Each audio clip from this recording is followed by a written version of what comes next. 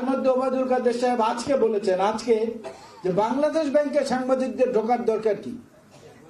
বাংলাদেশ ব্যাংকে সাংবাদিকদেরকে ঢোকার দরকার সবার আগে, কারণ এর আগে যখন রিজার্ভ লুট হয়েছিল 800 কোটি টাকা চলে গিয়েছিল, সেই 800 কোটি টাকা চলে যাওয়ার 39 দিন পরে ফিলিপাইনের একটি সংবাদ মাধ্যমের কর্তৃক আমরা জানতে পেরেছি বাংলাদেশ ব্যাংকের রিজার্ভ চুরি হয়েছে। মনে আছেন আপনাদের? 39 দিন এই সরকার গোপন রেখেছিল।